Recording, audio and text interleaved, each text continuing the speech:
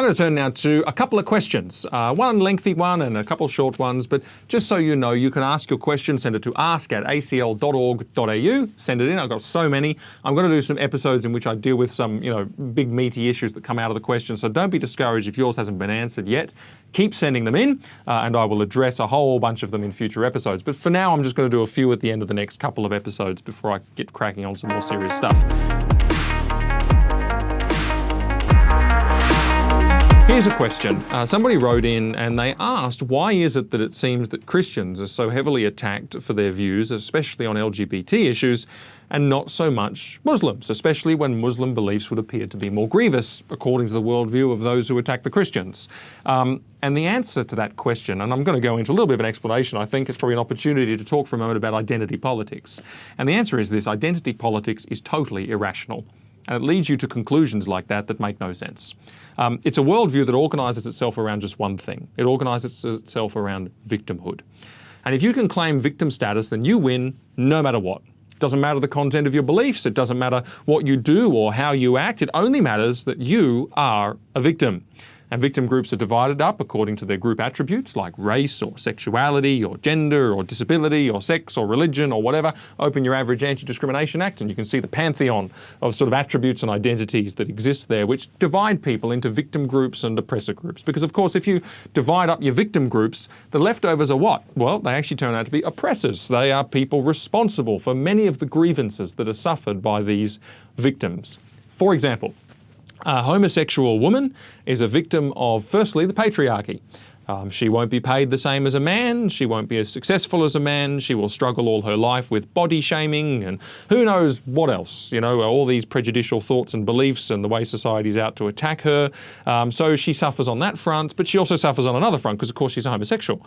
And that means that she's been marginalised, or people like her have been marginalised and erased from society for centuries, and we're still trying to climb out of that morass and how bad that was, and there's still lots of hatred towards homosexual people from straight people who can't accept it or may even have their own internalised homophobia. She's a victim for two reasons. Now, of course, that means that people like myself, say the straight man, I'm an oppressor for two reasons. Guys like me have, well, actually more than that, but for the present example, two reasons. Guys like me have controlled culture for a very, very long time. We really, it's deep in our heart, we hate and subjugate women. We hurt homosexuals and we say nasty things about them, and we judge people, and we pretend that transgenders don't exist, and we inflict misery all around us. We're oppressors. And so it becomes this divide, gay versus straight, in conflict with one another. Women versus men, and look, hey, that's something that a lot of people feel. Trans versus cis being people who are, their gender's the same as their sex, it's just people like you and I, or well, like me anyway. The religious minority versus the religious majority and so on. And the question arises, where do Muslims sit in all of this then? In this hierarchy of attributes, in this victim versus oppressor status, where does the Muslim come in? Well, weirdly enough, they're victims. But there's a reason for that. It's because they come from countries that have, apparently, the narrative goes, been oppressed for centuries by white colonialism.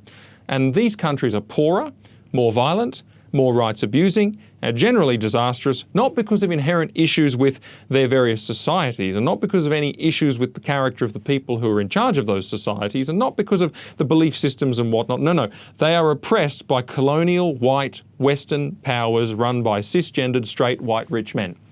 That's why their societies are as they are. Because in the great game of global geopolitics, they have fallen into victim status to those who are oppressive.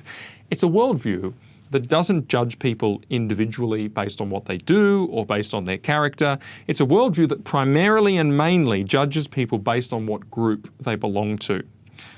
And you might ask this question, why are the divisions? Who came up with these divisions? Who came up with these protected attributes? Who came up with the idea that it's male, female, gay, straight, trans and cis and all this kind of stuff? Who decides who's the victims? Who decides who's the oppressed? What's the logic behind this crazy system? And as I talk about it, I trust it makes some degree of sense to us because we see shreds of this all around us. There is a logic to it. There is a sense to all of this. The ultimate aim, see, of this worldview, or the various feeders to this worldview, is to deconstruct and tear down, for lack of a better phrase, Western society as we know it. What does that mean? Well, take, for example, the family. Why pit women against men and men against women in a power conflict and a battle of the sexes? Well, it is to reduce marriages, diminish the family unit, and stop all of the good that comes from that. And we see that. The family's under attack from a whole range of fronts, and this is one of them. It includes most of our institutions, of course. Why make the white man the bad guy? Well, simply because in Western societies, lots of white men worked very hard and became leaders of institutions. And you can attack the white man, and by doing so, you really attack most of the institutions in the Western society. Because it's true. Many women were homemakers and family women, and many men were also providers and people who went out and earned a wage. Now, that's not wicked at all, but that's the way it was. And so you can choose to attack the man, you therefore attack the institutions, and so you compromise all the institutions that we have in the West, in Australia, in the UK, places like that. There is a goal here, but never lose sight of this aspect of the goal. The dominant influence which shaped countries like Australia for a very long time was Christianity. If for no other reason than the fact that 90+% of people would have identified themselves as Christians and been shaped largely by Christian beliefs. And it is Christianity and its influence and the way that it changes lives and shapes the world that is the ultimate enemy of the worldview that I've described. Doesn't matter whether it's intersectionality, identity politics, cultural Marxism, all these words describe similar things, similar forces, similar sets of ideas, and they are, interestingly, fine-tuned towards this end, to destroy all the things that Christianity teaches us. You say that sounds a bit conspiratorial. Not really, just go through the list. The family unit, sexual purity, the institution of the church, the importance of our God-given gender to our life's calling, the institutions of government and governing authority, the supreme importance of individual character and virtue as opposed to tribal identity, the innocence of children. I mean, all of these things through these worldviews are being completely undermined. You can't even talk about some of these things from a Christian perspective anymore, let alone, try and live them out in any more substantive way. All of these things are undermined by these worldviews because these are God's truths. And in them, contrary to this worldview, is great freedom and peace. And this worldview is gnawing away at each of them and more, and it is slowly designed to weaken them and bring them down. And here's the thing. Much of what we see around us in this kind of thinking is purely destructive. Nobody really, there's no question of, once it's lost the thing that it's trying to destroy, once that's been successful, what comes next? What's the worldview that fills the void? Well, there's a lot of speculation about that. Lots of people are trying to come up with what that might be. I have some ideas. It's for another segment. But basically, this is destructive. That was the postmodernist goal, was to destroy.